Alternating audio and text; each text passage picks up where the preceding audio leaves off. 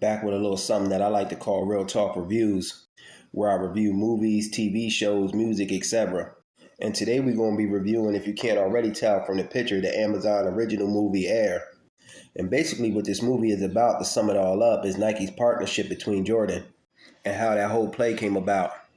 And then, not trying to be biased and unfair in my review, I'm not going to go too deep and break it all the way down. I'm going to just give aspects of the movie, whether I think it was a good movie or not, and detail some of the notable parts of the movie. Although I feel Nike and Jordan especially owe more to the black community. After all, it was black people's money that put them in the position that they in today. I don't personally support any of these brands anymore because I understand the power and importance of doing business with your own, doing black owned business. But I digressed a little. Back to the movie. It has a good cast of actors in it: Ben Affleck, Chris Tucker, Marlon Wayans, just to name a few. This movie shows how Nike, Converse, and Adidas were in a bidding war to get Michael Jordan to do a shoe with them. Doing a deal with Nike wasn't even Jordan's first pick. He didn't even like Nike. He morely wanted to do a deal with Adidas. Dolores Jordan is her name, I believe. Mother Jordan. Mother Jordan was a beast in business and getting things done on Michael Jordan's behalf. She set a precedent by setting this Air Jordan deal. It resulted in the billions of dollars more going into athletes' pockets and their families.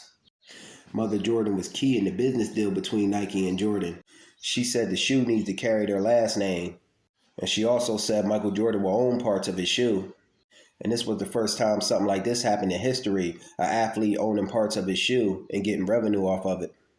I personally don't know why athletes just don't create their own shoe when they come into a lot of money. Make it and distribute it, own all aspects of it, from the top to the bottom. It also showed how in earlier years of the NBA, you were fined for having multiple colors in your shoes, because I believe the NBA preferred an all-white shoe earlier on.